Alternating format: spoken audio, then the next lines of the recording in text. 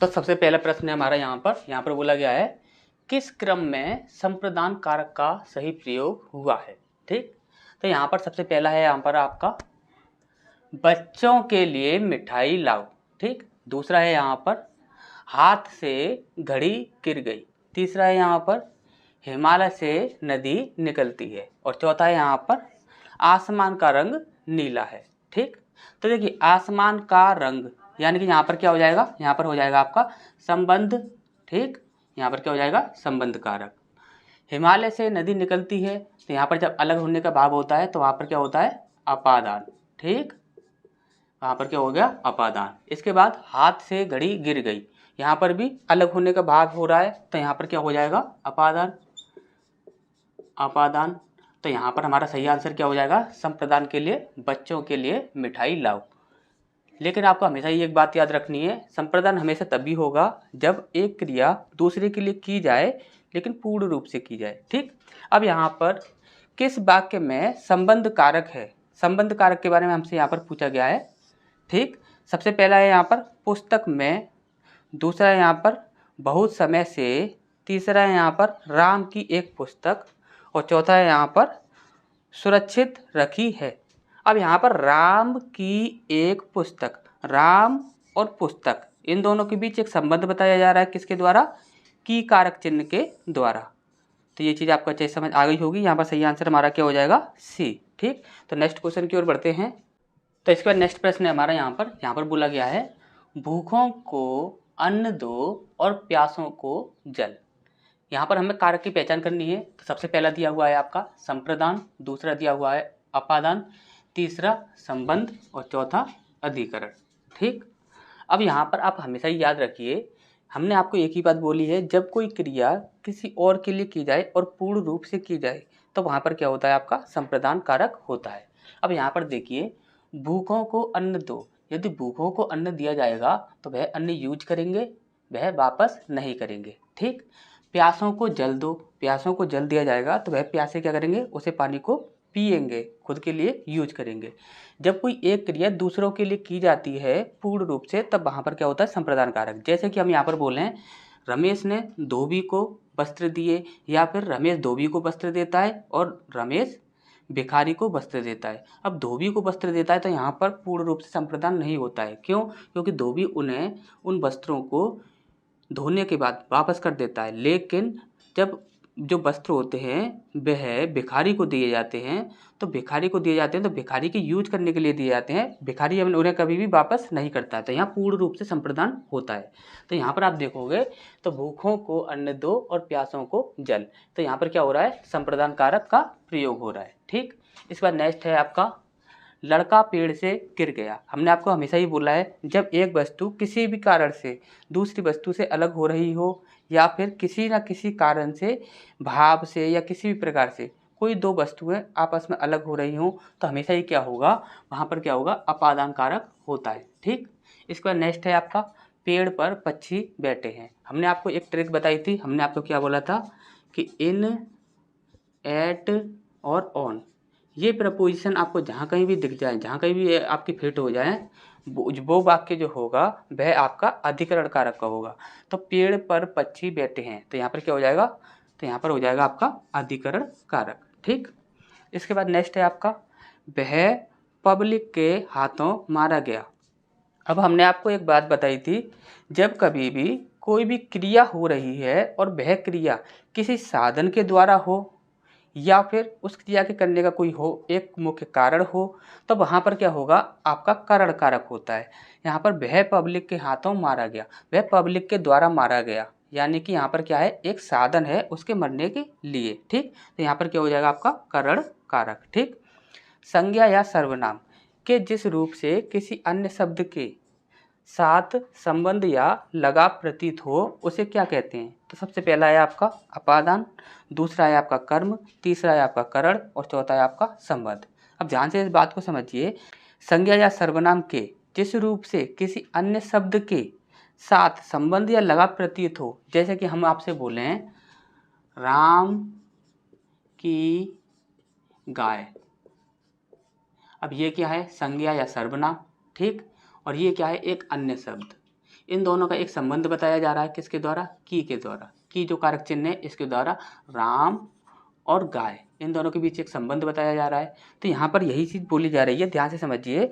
संज्ञा या सर्वनाम के जिस रूप से किसी अन्य शब्द के साथ संबंध या लगाव प्रतीत हो उसे क्या कहते हैं? तो हम क्या बोलेंगे यहाँ पर? संबंध कारक। ठीक, तो नेक्स्ट क्वेश्चन की ओर बढ़ते हैं। इसका नेक्स्ट प्रश्न हमारा यहाँ पर बोला गया है, अपना कार्य स्वयं करो। इस वाक्य में हमें कारक की पहचान करनी है। अब यहाँ पर आप ध्यान से समझिए, अपना कार्य स्वयं करो, यानी कार्य किसका है? अपना है। अपना कार्य, कार्य का और उस व्यक्ति के बीच, कार्य और उस व्यक्ति के बीच, दोनों के बीच क्या है?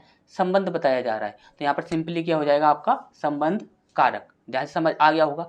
अपना कार्य, कार्य और उस व्यक्ति के बीच संबंध बताया जा रहा है। ठीक, इसके बाद रमेश दूध पीता है। इस वाक्य में हमें कारक की पहचान करनी है। तो यहाँ पर सबसे पहला है आपका कर्म, दूसरा है आपका कर्ता, तीसरा है आपका संबंध और चौथा है आपका करण। ठीक, अब यहाँ पर आप देखोगे तो यहाँ पर आपको कहीं पर भी कारक चिन्ह नहीं दिखेगा, क्योंकि कारक की पहचान करने के लिए हमें क्या चीज़ चाहिए? हमने आपको एक ही बात बोली थी, कारक की जब कभी भी आपको पहचान करनी है तो आपको सबसे पहले तो एक कारक चिन्ह चाहिए। यदि कारक चिन्ह का संबंध जिस शब्द के साथ भी होगा वही आपका कारक कहलाएगा। यदि आपके पास कारक नहीं है तो आप ये देखिए क्रिया कहाँ है, तो क्रिया का संबंध जिस शब्द के साथ होगा वही आपका कारक होगा। अब यहाँ पर आप देखिए, रमेश दूध पीता है। रमेश दूध पीता है, दूध क्या पीता है? तो दूध पीता है, ये क्या है? आपका क्रिया है, ये वर्ब है तो ये आपका क्रिया है। तो क्या पीता है? तो दूध पीता है, दूध को ही तो पीता है। रमेश क्या पीता है? दूध पीता है। तो क्रिया का संबंध किसके साथ है? दूध के साथ है। ठीक, तो यहाँ पर क्या हो जाएगा आपका?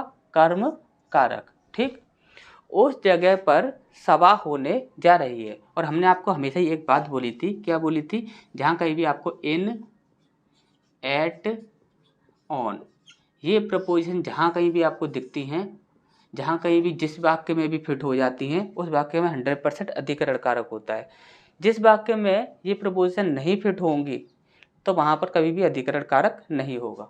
यहाँ पर आप देखिए, उस जगह पर सभा होने जा रही है, तो यहाँ पर 100% ये प्रपोजिशन आपकी फिट हो रही है, तो यहाँ पर हम क्या बोलेंगे? आपका अधिकरण कारक। ठीक, अब इसके बाद मछली पानी में रहती है। हमने आपको पहले ही बोला था, जहाँ कहीं भी ये प्रपोजिशन फिट होती है वहाँ पर क्या होता है? आपका अधिकरण कारक।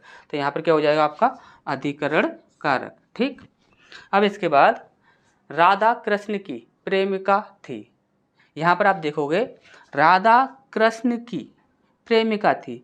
राधा और कृष्ण, इन दोनों के बीच एक संबंध बताया जा रहा है, किसके द्वारा? ये जो की कारक चिन्ह है इसके द्वारा, कि राधा जो थी वो कौन थी? कृष्ण की प्रेमिका। तो यहाँ पर क्या हो जाएगा? सिंपली संबंध कारक। ठीक, अब यहाँ पर गरीबों को दान दो। तो गरीब जो शब्द है इसमें हमारा कारक की हमें पहचान करनी है। ठीक, तो यहाँ पर ए है आपका कर्ता, बी है आपका करण, सी है आपका संप्रदान और डी है आपका अपादान। और आपको अच्छे से पता है, जब एक क्रिया दूसरे के लिए पूर्ण रूप से की जाती है तो वहाँ पर क्या होता है? संप्रदान कारक होता है। तो यहाँ पर हमारा क्या हो जाएगा? संप्रदान कारक। ठीक, तो नेक्स्ट क्वेश्चन की ओर बढ़ते हैं। तो इसके बाद नेक्स्ट प्रश्न हमारा यहाँ पर बोला गया है, किस वाक्य में कर्म कारक है? अब यहाँ पर हमें कर्म कारक की पहचान करनी है। ठीक, जैसे कि मोहन को खाने दो। ठीक, सबसे पहला ये हो गया। दूसरा है आपका पिता ने पुत्र को बुलाया। तीसरा है यहाँ पर सेठ ने नंगों को वस्त्र दिए। और इसके बाद चौथा है आपका मैं आपकी शरण में आया हूँ। ठीक, अब यहाँ पर आप देखोगे तो यहाँ पर देखिए, कर्म का जो कारक चिन्ह होता है वो आपका को होता है, तो यहाँ पर तो आपका है नहीं, तो इसे हम यहाँ पर कैंसिल कर देंगे। इसके बाद हमारा बचता है यहाँ पर ए, बी और सी। ए, बी और सी में से सेठ ने नंगों को वस्त्र दिए। तो यहाँ पर जब कोई क्रिया किसी के लिए की जाती है तो वहाँ पर क्या होता है? आपका संप्रदान कारक होता है। तो इसे भी यहाँ पर हम क्या कर देंगे? कैंसिल कर देंगे। ठीक, तो ये भी आपका कैंसिल हो जाएगा। ठीक, तो यहाँ पर ये आपके दो ऑप्शन यहाँ पर आके कैंसिल हो जाते हैं। अब यहाँ पर आप देखोगे तो ए और बी, इन दोनों को देखा जाए तो यहाँ पर इन दोनों में ही आपका कर्म कारक है, लेकिन ए और बी इनमें से हम कैसे डिसाइड करें कि किस में हमारा कर्म कारक है? जैसे कि हम यहाँ पर देखते हैं, मोहन को खाने दो। अब ये जो आपका सेंटेंस है ये आपका इम्पेरेटिव सेंटेंस है, जो कि आपका अंग्रेजी में आपने पढ़ा होगा इम्पेरेटिव सेंटेंस, जो कि लेट वाले सेंटेंस होते हैं। तो वहाँ पर क्या होता है, तो वहाँ पर हमेशा ही आपका कर्ता छुपा हुआ होता है। जहाँ पर कर्ता छुपा हुआ होता है वहाँ पर आपका कर्म होता है। तो यहाँ पर आप देखोगे मोहन को खाने दो, इसका मतलब क्या होता है, तुम मोहन को खाने दो। यहाँ पर जो कर्ता होगा वो क्या होगा, आपका तुम। तो यहाँ पर कर्ता छुपा हुआ है और जो को का संबंध किसके साथ है, मोहन के साथ। तो यहाँ पर क्या हो गया, आपका कर्म कारक हो गया। ठीक, तो ये आपका सही हो जाता है। ठीक, इसके बाद बी बचता है आपका, पिता ने पुत्र को बुलाया। अब यहाँ पर पिता ने बुलाया है, तो ये पिता क्या है, सब्जेक्ट है, यानी कि ये कर्ता है। पिता ने बुलाया है, तो यहाँ पर क्या हो गया, आपका एक कर्ता कारक हो गया। ठीक, पुत्र, पुत्र यहाँ पर क्या है, कर्म है, तो यहाँ पर क्या हो जाएगा, और कर्म के लिए एक चिन्ह है, इसका संबंध इसके साथ है। पुत्र को बुलाया, तो यहाँ पर क्या हो जाएगा, कर्म कारक हो जाएगा। यहाँ पर कर्ता कारक और कर्म कारक दोनों ही हो जाएंगे, और यहाँ पर सिर्फ और सिर्फ कर्म कारक हो जाएगा। अब यहाँ पर हमसे पूछा गया है कि कर्म कारक की पहचान कीजिए, और इन दोनों में से हम कैसे डिसाइड करें कि किसको हमें पुट करना है। दोनों में ही आपका कर्म कारक है, तो आप हमेशा ही याद रखिए, जहाँ कहीं भी आपका इस प्रकार से दिया जाएगा और वहाँ पर आपको डिसाइड करने में प्रॉब्लम होगी, तो आपको एक बात याद रखनी है, जहाँ कहीं भी इस प्रकार के जो आपके सेंटेंस होते हैं, काफ़ी ऐसे प्रश्न बनाए जाते हैं जहाँ पर आपके दो या दो से अधिक प्रश्न के जो उत्तर होते हैं वो आपके सही होते हैं, लेकिन वहाँ पर हमें सबसे ज़्यादा अच्छा ऑप्शन जो होता है वो हमें चूज़ करना होता है। जैसे कि यहाँ पर सब्जेक्ट नहीं है, तो ये वाक्य आपका पूरा नहीं है, ये आपका इम्पेरेटिव सेंटेंस है, लेकिन ये आपका पूरा वाक्य है। यहाँ पर कर्ता कारक भी है, कर्म कारक भी है, तो हम हमेशा ही पुट करेंगे, तो सबसे ज़्यादा जो पावरफुल ऑप्शन होगा वो आपका यही रहेगा, पिता ने पुत्र को बुलाया। ठीक, अब इसके बाद इनमें से किस वाक्य में से चिन्ह कर्ता के साथ है, कर्ता के साथ होना चाहिए। वह, देखिए यहाँ पर से है और यहाँ पर सब में से है। ठीक, तो वह पानी से खेलता है, वह किससे खेलता है, पानी से। ये तो पानी के साथ है, और पानी क्या है, यहाँ पर ऑब्जेक्ट है, क्योंकि वह यहाँ पर करता है। ठीक, अब यहाँ पर आप देखोगे मुझ से, तो यहाँ पर ये आपका सब्जेक्ट है और ये आपका चिन्ह लगा हुआ है। ठीक, अब ये आपका सही होता है यहाँ पर। ठीक, अब इसका नेक्स्ट देखते हैं, पेड़ से पत्ते गिरते हैं। अब आप यहाँ पर बोलोगे पेड़ जो है वो एक सब्जेक्ट है, तो ऐसा नहीं होता है। देखिए सेंटेंस जो होते हैं उसमें 100% ऐसा जरूरी नहीं है कि हर सेंटेंस में आपका कर्ता होगा वो दिखेगा। देखिए यहाँ पर पेड़ से पत्ते गिरते हैं, कर्ता का मतलब क्या होता है, जो कि आपका कर्ता होता है, कर्ता वह होता है जो कि क्रिया को संपन्न करता है। अब क्रिया को संपन्न करने वाला कर्ता होता है, तो यहाँ पर आप देखिए पेड़ से पत्ते गिरते हैं। अब पत्तों को गिराने का कार्य जो है वो कर कौन रहा है, यहाँ पर कोई भी आपका मेंशन नहीं है कि कौन पेड़ पत्ते गिराता है। ठीक, तो यहाँ पर सब्जेक्ट आपका नहीं है, तो ये आपका सब्जेक्ट कभी भी नहीं होगा। ठीक, ये आपका सब्जेक्ट कभी भी नहीं होगा, ये हमेशा ही ऑब्जेक्ट होगा। इसके बाद नेक्स्ट है आपका, दया से उसका हृदय मौन हो गया। अब दया से उसका हृदय मौन हो गया, लेकिन यहाँ पर सब्जेक्ट नहीं है। सब्जेक्ट कहाँ पर होगा, जहाँ पर बोला जाए कि मैंने उसका हृदय मौन कर दिया, तो यहाँ पर जो क्रिया कर रहा है वो आपका मेंशन है। लेकिन यहाँ पर आप देखोगे तो यहाँ पर क्रिया करने वाला जो है वो मेंशन ही नहीं है, तो यहाँ पर आप कैसे बोल सकते हो कि यहाँ पर करता है, तो यहाँ पर भी करता नहीं है और यहाँ पर भी आपका करता नहीं है।